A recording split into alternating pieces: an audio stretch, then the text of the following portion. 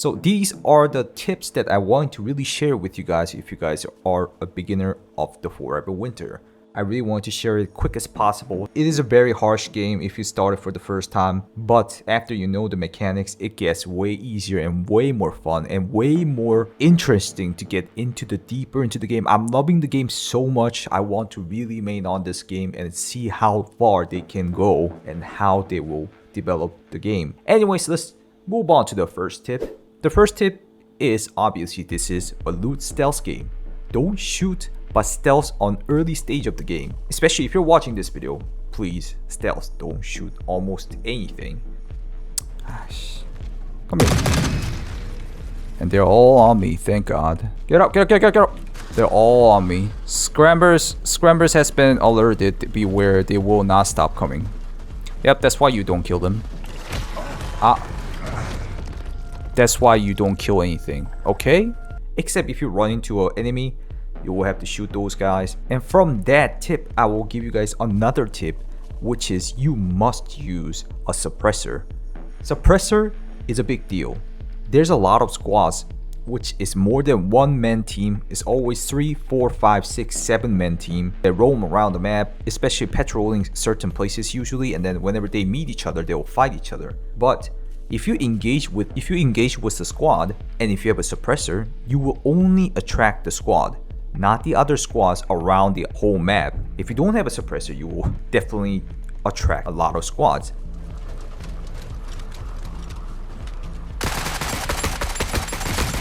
Find cover.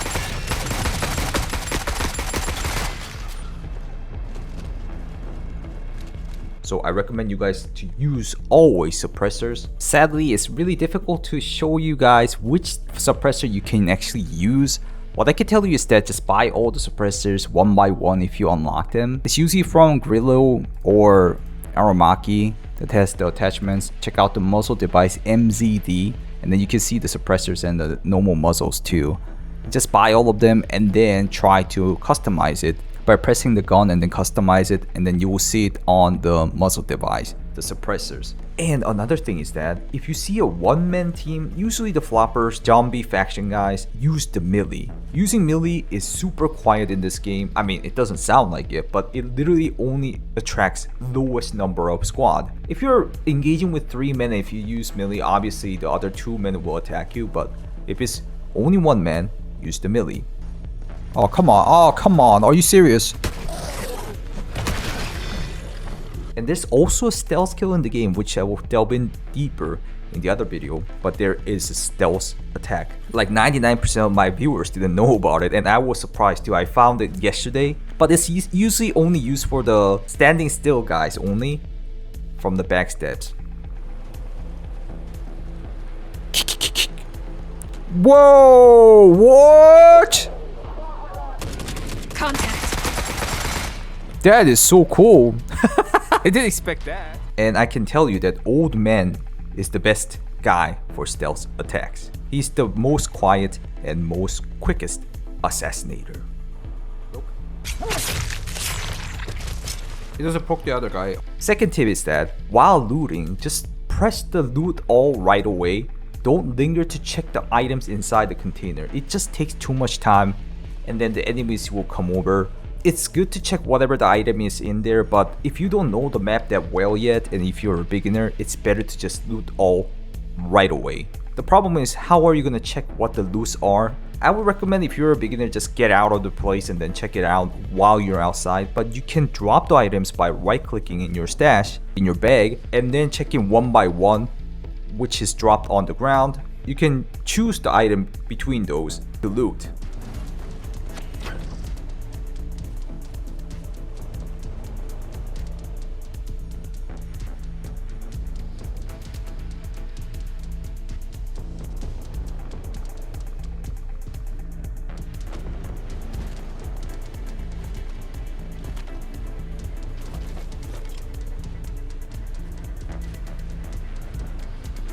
A third tip is that use the marking tool. By default, it should be Z. It's like a ping that you can use whenever you're in a duo or trio or quad, but you can use it to detect things by yourself because it's kind of vague and foggy in the game. whenever you jump on the game for the first time. But if you use the marking tool, you will get to see what kind of enemy it is, especially their name, their faction. It will show the faction name if you aim it correctly, or even a random loot that you didn't see. But if you use the marking tool or the ping tool, I use my mouse, not the left and right button, but mouse number 3 and number 4 button for it because it's used a lot by myself. Number 4 is you can select relatively easier infill point on each map. I'll show you which one by one. So each map has a different entry point, guys. Infill point, entry point. There's a difference between the extract point where you're gonna get. It's kind of simple actually. If you spawn on cliffs, your extract point is gonna be cemetery, or vice versa. It's somewhat like that. But the problem is, if you spawn on cliffs, cemetery will be time locked extraction point. You gotta go to the extraction point, and then you need to do a countdown for a minute, and then the extraction point will open. It's super annoying, so I recommend you guys to go to cemetery itself. So if you start from cemetery, you can go to the cliffs and then extract right away. But if you go to the cliffs, the cemetery will be timed out extraction point, which is super annoying. So I recommend cemetery for this map. And elephant mausoleum, if you start from pipes, you can go for the extraction point. To be honest, if you want to survive, don't go this map. It's pretty difficult. It's the swords, and then you go to ruins is super easy. But if you start from pipes, it's a little bit tricky. If you start from ruins, it gets pretty difficult. You need to like solve a puzzle too. Action Mesa, I know this one for sure because I main on this map. Go to city ruins and go to the bunkers. Vice versa or other map, entry from bunkers and then extracting through city ruins is pretty easy. But desolated streets entry point is gonna give you timed extraction point, which isn't that great. Actually, the bunkers is the easiest for sure on this map. And mech trenches, give me a sec. Mech trenches, if you start from trench, you extract to tunnel, which is pretty easy. This one is pretty easy if you start from trench. Scrapyard is one extract, one infill point, so it's not a big deal to talk about. It's super easy though. You start it off and then you just guard your place, you just extract right away. So yeah, those are the extraction points you guys can check out, and it's a lot easier. I'm gonna double check the mech trenches, I guess, because I've never done the elevator one. Oh, and the easiest way to find the extract is looking at the compass. You can see it up here, right? There's a compass right here. That's the normal extract, normal extract. The time gated extract will have like a timer on the middle. Right now, these extracts are all, yeah, easy extracts. Pretty nice. Number 5 is that hunter seekers are a problem. They are pretty strong enemies at the start, especially if you go to Action Mesa map. It spawns a lot of hunter seekers, which chase you down crazily if you're unlucky. The reason for them to chase you down is usually when you loot specific item called weapon tag or similar item to it, or if you lingered for too long, or if you have too much loot, or if you have dropped too many enemies. It's still kinda vague why they spawn, but definitely they are strong enemies, so I recommend you guys to avoid the situation. If they start to hunt you down, I recommend you guys to explode as quick as possible. Ah! Bro! Hunter killers! Let's go! Bro! We gotta get the f out! They're coming. We gotta kill him? Looks like he's trying to kill him. Number 6 is unlocking all the traders is dependent on the faction reputation, and also depending on how many waters you have. Especially the first unlock for the rig trader, who is Bundleton, needs 16 water supplies. Waters are super easy to find. You will find it on loot clustered area a lot, and all the other trader explanation, I already uploaded a video about it. You might want to check that one out. But TLDR is you need to do quest to unlock them first, and then after that, if you want to level up the reputation of the traders, you can sell items to them, or you need to do more quests. Trader reputation is almost equal to the faction reputation. More detailed info on the right top corner. Number 7 is that use the bag as defense. Customizing some of the bag's part will improve the survivability a lot. It only says it only reduces small portion of incoming damage, but it actually helps you a lot. You'll get to see on this clip. And these guys are gonna kill me. No, no, no, no, no, no, no, no, no, no, no, no, no, no. Spit, spit, spit, spit. Block it, block it, block it with that backpack. Good, good, good. Bro, backpack is amazing. I just love the concept of this, which is kind of similar to PUBG frying pan on a butt. Number 8 is collecting large loot helps for a lot of money or broken guns. What I'm talking about is Not just the loot that you loot from the containers or the big boxes loot containers, but I'm talking about the locked cases or explosives or even the gacha boxes. And picking up broken guns helps a lot, which you can loot from the dead bodies, especially the grenade launcher and the Chris Vector are pretty expensive. Grenade launchers are like 23k. I have a little quick tip, advanced tip I can tell you. These guns can be restored right now into actually usable gun, especially if you pick up a really good gun like a anti-tank material guns or big sniper or a grenade launcher. You take it out of the raid and then you take it back into the raid and you take it out again and it becomes usable. It might be a bug, I can talk more detail in other video, but there's an actual function. First, it's a destroyed gun when you pick it up for the first time, but if you extract with it, it's destroyed gun still. But if you go into another raid with the destroyed gun, it turns into a disabled gun, which will say in the description you will be able to use it whenever you extract this time. Oh, what's that? Oh, NTW20! All packed up. Destroyed NTW20. I'm gonna try to restore that. I'm gonna try to restore this gun. So I mean TLDR, you just need to extract with the destroyed gun one more time. So you have a destroyed gun. I picked up in this raid right now, right? And then go into your home and then bring it back out and then extract again and then it becomes usable. Like this. This one is the second raid one. It says disabled, not destroyed. It's pretty weird function. I really doubt it whenever somebody commented in my YouTube section. But anyways, that's another tip for you guys. It's an advanced tip, but will really help for you to use the advanced guns. Number 9 is that faction dominant moments exist, such as the zombie faction dominant, which looks like a nighttime. It's more like Eclipse, but it spawns the waifu robot that you guys all want to watch. We still don't know exactly how the faction dominant moment happens. It's only the zombie dominant, the Eclipse nighttime that exists as far as I can see. I haven't seen anything else. It's really recognizable. You see a lot of dead corpse body piles or one floppers at a time or one zombie cyborg at a time or the big doggo grabber or the hunter. They're pretty scary. It turns into stealth assassination game, so I will recommend you to use melee to deal with each single zombie cyborgs. Don't try to engage them with the loud guns. It will attract the whole map because the whole map is dominant with their faction, not other factions. Number 10 is that use third parties as much as possible. If you're getting chased down by a faction, you might want to run into another faction squad, which will cause or trigger them to fight each other rather than you. They will see them as a more threat and then they'll fight the other faction rather than yourself, which helped out me to survive a lot.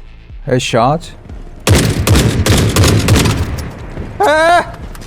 Run, bro! Why won't you run while reloading?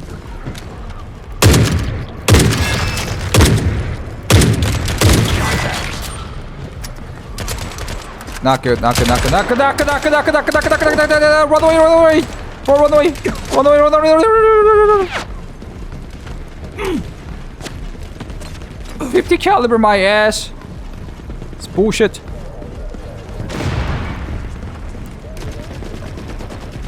They're still coming. I think. No? I'm not sure.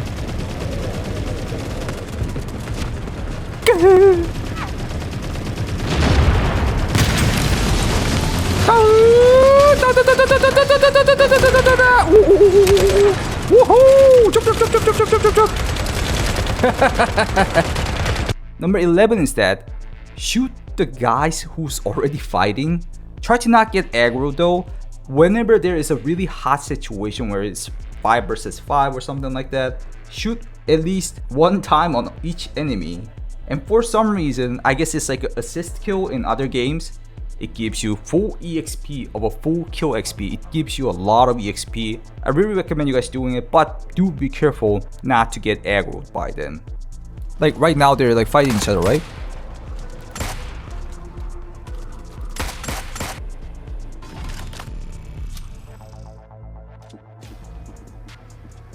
Additional tip is that select the character that you want to play.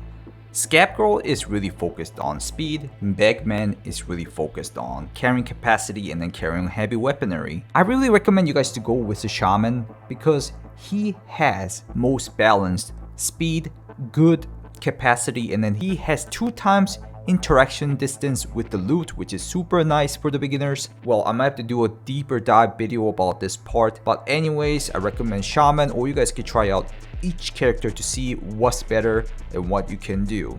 And also, as you guys can see, as I already said, Scav is focused on movement and Vegman is focused on capacity and heavy weaponry, which allows even him to use a grenade launcher by default. You guys can try out different skills by one, but what I recommend you guys to do is level up prestige. According to the level up prestige description, it talks about every level up health will increase. At some point of the level up, it will increase the movement speed. As you guys can see from this, people shared on from the Reddit or the Discord post. It's really well done info, so you guys can check it out yourselves. What's interesting about this info is that the walk speed is the fastest for the Bagman, and then the sprint speed fastest for the Scav, which is really balanced in my opinion and really interesting.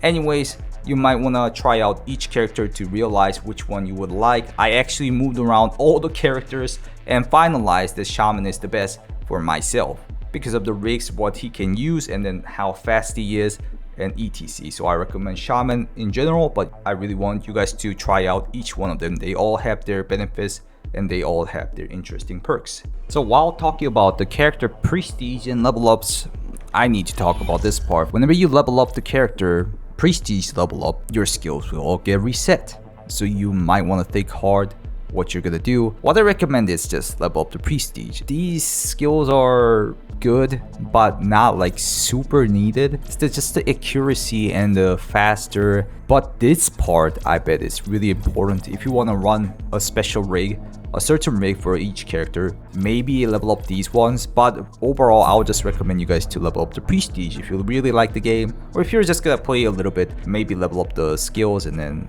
don't think about the prestige itself. While leveling up, what I can tell you to do is check out the quest all the time. Especially there are really easy tasks such as just extracting, and also depending on which map you can do, there are really easy quests that you have to just pick up items or just extract. Those are beneficial for yourselves to get extra EXP or the reputations or the couple of days of water, which people are worrying about. Water might deplete and then you will lose everything, but water is really not a big problem if you're playing this game. You can earn the water easily and then get it from a quest like super easy.